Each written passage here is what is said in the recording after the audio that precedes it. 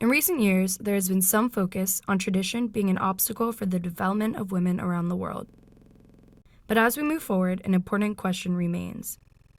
Should we be more sensitive to certain cultural traditions that may help these women progress even further?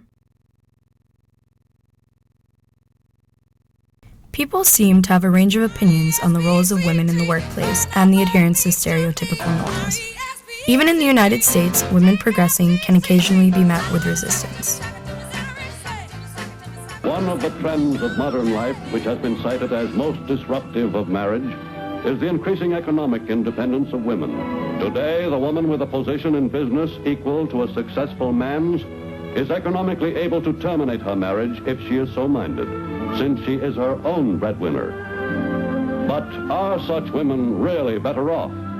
So the issue is that women have become sort of overdeveloped, if you will, in their masculine side because they've been groomed to, well, for several things. Number one, for a life in the marketplace as opposed to a life at home. And so, of course, that whole plan is going to be very different in terms of what you're going to be, how you're going to prepare for it, and what you're going to be doing with your time in your life. But there are women whose stories offer a different narrative. Pioneers who by sheer force of will redefine what is possible. They would not be constrained by traditional roles. These women pushed back, persevered, and changed the world. Many organizations, individuals, and government agencies are working on initiatives for women to progress, both economically and socially. Can all these efforts to help women progress have unintended consequences? And a lot of the projects that have been put forward either by the urban elite or by international agencies have not only not created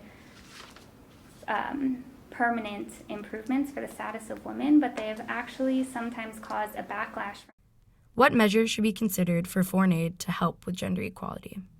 At the other level, you have caregivers, so mothers, right? When you're telling them, actually, you need to change the way you've been treating your child, right? That, I think, definitely does get pushed back sometimes, and we don't see everyone always adhering to it, right? Because sometimes there's a lot of cultural practices or like, things that, from generations they've been doing that might be not what we want them to do or might not be like the medically right way to do things.